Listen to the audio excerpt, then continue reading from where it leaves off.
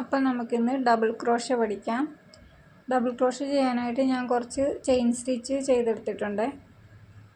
അപ്പോൾ പിടിക്കുന്നതൊക്കെ single crochet പോലെ തന്നെ പിടിക്കാം.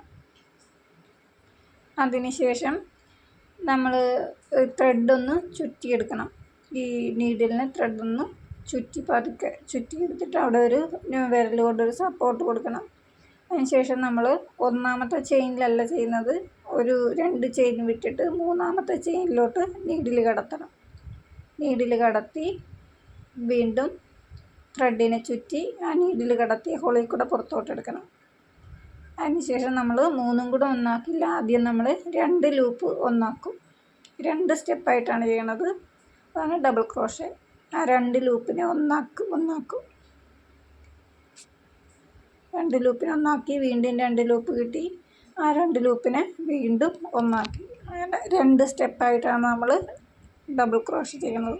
വീണ്ടും ത്രെഡ് ചുറ്റിയെടുത്തു, അവിടെ ഒരു സപ്പോർട്ട് കൊടുത്തു. ഇനി തൊട്ടടുത്ത ചെയിനിലൊരു ചെയിൻ ഒഴിവാക്കേണ്ട, തൊട്ടടുത്ത ചെയിനിലോട്ട് നീഡിൽ കടത്തി ആ ഹോളിൽ കൂടെ തന്നെ ത്രെഡ് ചുറ്റി പുറത്തോട്ട് വരണം. ശേഷം നമുക്ക് 3 ലൂപ്പ് കിട്ടി. ആ 3 ലൂപ്പിൽ 2 ലൂപ്പിനെ ആദ്യം ഒന്നാക്കുക, വീണ്ടും 2 ലൂപ്പ് കിട്ടി. അതിനുശേഷം ആ 2 ലൂപ്പിനെയും കൂടി ഒന്നാക്കുക. എൻ്റെ സൗണ്ട് ഇച്ചിരി പാറുന്നുണ്ട്, സോറി. വീണ്ടും ത്രെഡ് ചുറ്റി സപ്പോർട്ട് കൊടുത്തു, തൊട്ടടുത്ത ചെയിനിലോട്ട് നീഡിൽ കടത്തി ആ ത്രെഡിനെ വലിച്ച് ഹോളിൽ കൂടെ തന്നെ പുറത്തോട്ടെടുത്തു. ഇപ്പം 3 ലൂപ്പ് കിട്ടി.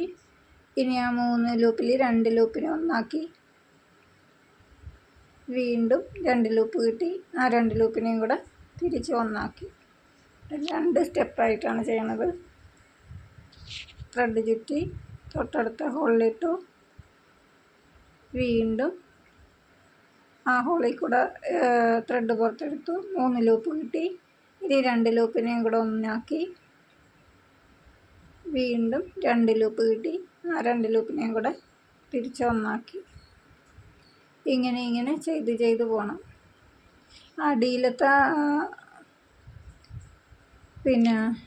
അടിയിലത്തെ വീതി മെയിൻറ്റെയിൻ ചെയ്യാനാണ് ആദ്യം 3 2 ചെയിൻ വിട്ടത്, മൂന്നാമത്തേൽ ചെയ്തത്. പിന്നെ ചെയ്യുമ്പോൾ തൊട്ടടുത്ത ചെയിനിൽ അങ്ങനെ ചെയ്തും പോയാൽ മതി, അല്ലെങ്കിൽ ഏറ്റവും അടിയിൽ വീതി കുറവ് വരും.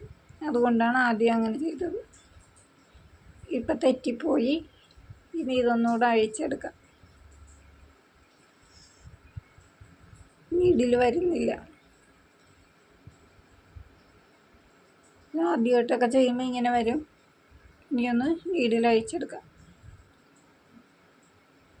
ഒന്നുകൂടി ചെയ്യാം.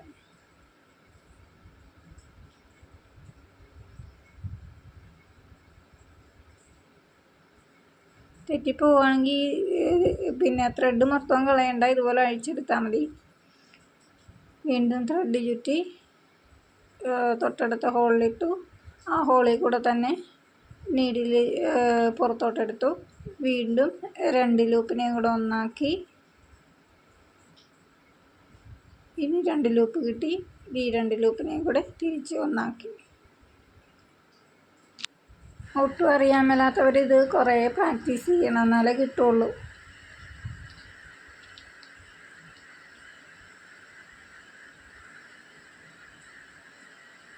ആദ്യമൊന്നും ചെയ്യുമ്പോൾ ശരിയാവത്തില്ല, പിന്നെ ശരിയായി വന്നോളും.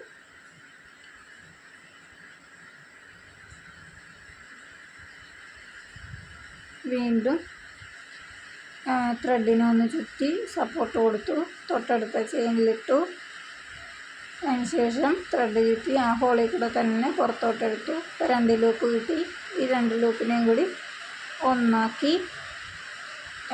3 ലൂപ്പ് കിട്ടി. 2 ലൂപ്പിനെ ഒന്നാക്കി വീണ്ടും 2 ലൂപ്പിനെ ഒന്നാക്കി.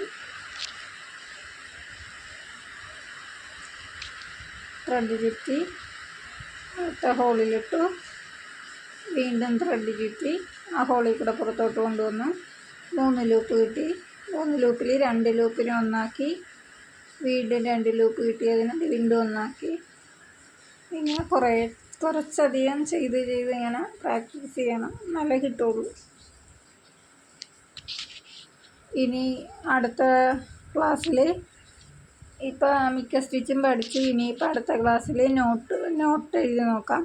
ആ നോട്ട് വെച്ചാണ് ഓരോന്ന് ചെയ്ത് നോക്കാൻ പോകുന്നത്. അപ്പം അടുത്ത ക്ലാസ്സിൽ നോട്ട് തരാം.